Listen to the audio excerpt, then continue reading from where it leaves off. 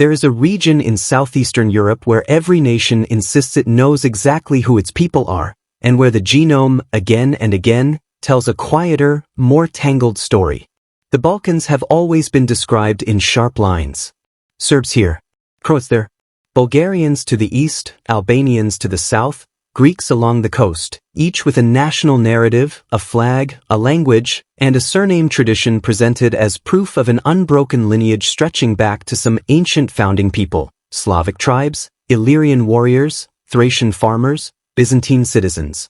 Neat borders drawn not just on maps, but inside bloodlines. Then geneticists began reading the DNA underneath those borders. And the sharp lines did not hold. What they found inside the genomes of people across the Balkan Peninsula, inside the very surnames passed down for centuries, was not a set of separate, self-contained peoples. It was something far more interwoven. A shared, deeply layered ancestry that quietly ignores the political and ethnic boundaries drawn over it, again and again, for the last 2,000 years. This is the story of what DNA revealed beneath Balkan surnames. Not a story about nations. A story about how much history has been shared, silently, across lines that were only ever drawn on paper. The traditional narrative of Balkan identity was built largely around the Slavic migrations of the 6th and 7th centuries. According to this account, Slavic-speaking tribes moved south from regions near modern Poland, Belarus, and Ukraine, settling across the peninsula and gradually absorbing or displacing the earlier Illyrian, Thracian, and Greco-Roman populations who had lived there since antiquity. From this migration, the story goes, distinct Slavic nations eventually emerged: Serbs, Croats, Bulgarians, Slovenes, each developing its own language, church, and surname tradition, while non-Slavic peoples like Albanians and Greeks maintained separate, older lineages of their own. Surnames reinforced this framework. Slavic patronymic endings, names like Petrovich, Ivanov, or Dimitrov, built from a father's first name plus a suffix meaning son of, appeared to trace a family directly back to that early Slavic-speaking migration. Meanwhile, Albanian surnames, often rooted in older Illyrian place names or Ottoman-era titles, were treated as evidence of a separate, non-Slavic continuity stretching back even further. It was a clean division. One peninsula, several distinct ancestral streams, each corresponding neatly to a modern nation and a modern name. But archaeologists and historians already knew the picture on the ground was messier than the maps suggested. The Balkans had never been genuinely isolated pockets. Roman roads, Byzantine administration, Ottoman governance, and centuries of overlapping empires meant that borders moved constantly, populations were resettled by decree, and intermarriage across what we now think of as ethnic lines was common at every level of society, from peasant villages to royal courts. Oral histories in border regions frequently described mixed ancestry that official national narratives, formed much later in the 19th and 20th centuries during periods of intense nation-building, tended to simplify or erase. Something did not sit comfortably between the stories nations told about themselves and the lived reality of the people who had actually inhabited that land. This is where genetics entered the conversation, and where the assumptions began to strain. Researchers analyzing mitochondrial DNA and Y chromosome lineages across Balkan populations began comparing modern samples not only against each other, but against ancient DNA recovered from Bronze Age, Iron Age, and early medieval burial sites throughout the region. Later studies incorporated whole genome autosomal analysis, allowing scientists to measure the full accumulated blend of ancestry within an individual rather than tracing a single lineage in isolation.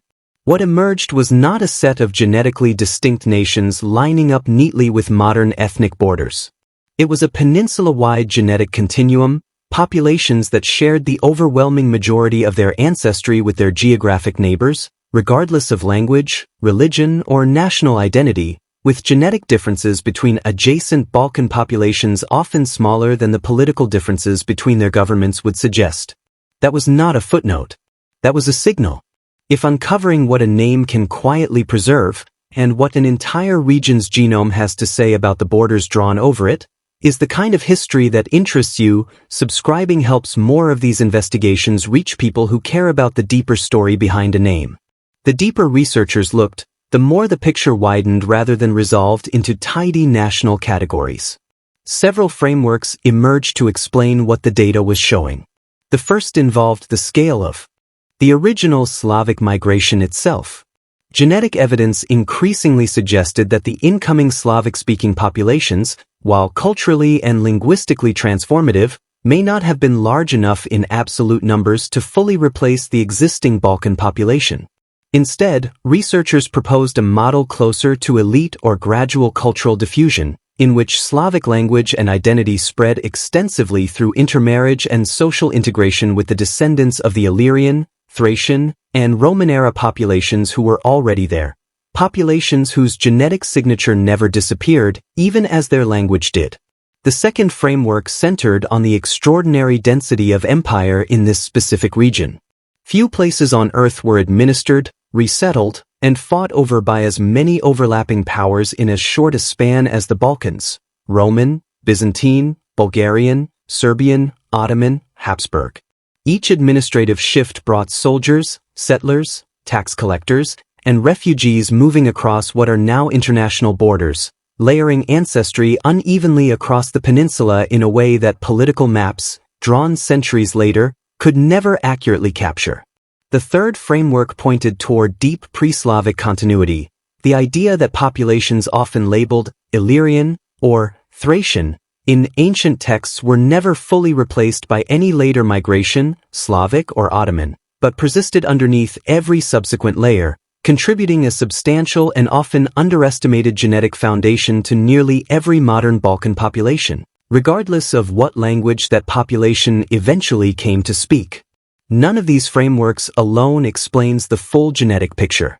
Researchers now generally treat the Balkan genome as a product of all three, compounded across roughly 3,000 years of continuous, overlapping human movement.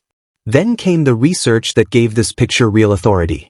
Large-scale genomic surveys comparing modern Balkan populations against both regional neighbors and ancient DNA recovered from archaeological sites across the peninsula found that the genetic distance between neighboring Balkan ethnic groups, Serbian and Croatian populations, for instance, or Bulgarian and Macedonian populations, was often strikingly small compared to the genetic distance between either group and more geographically distant European populations.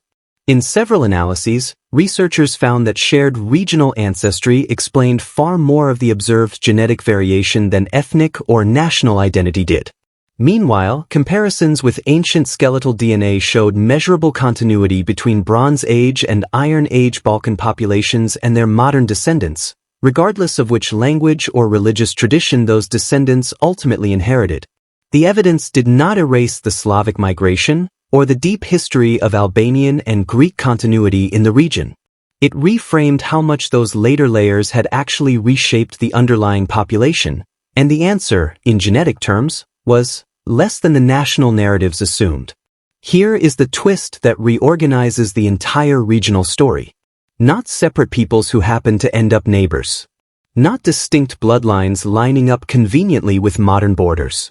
What the genome revealed instead was a shared ancestral foundation laid down over thousands of years, onto which language, religion, and political identity were later layered, sometimes dramatically, sometimes only lightly, producing nations that speak differently, worship differently, and write their surnames differently, while carrying, underneath all of it, an ancestry far more similar than any of their national histories were built to admit. Not a story of who is more original to the land. A story of how much the land itself has always been shared. This matters far beyond the Balkans. It challenges a pattern that recurs across much of human history, the tendency of nations, once formed, to project their modern boundaries backward in time, imagining ancient and unbroken purity where the genome instead shows continuous contact, mixing, and mutual inheritance. Nationalism is a relatively recent invention. The genome is not. And where the two disagree, it is almost always the genome that is closer to what actually happened on the ground, in the villages, the marriages, and the migrations that never made it into any official chronicle. Picture the Balkan highlands in late summer, where limestone ridges rise pale and jagged above valleys thick with orchards, And shepherd paths still cross borders that did not exist a century ago and may not have existed, in any meaningful sense, 2 centuries before that.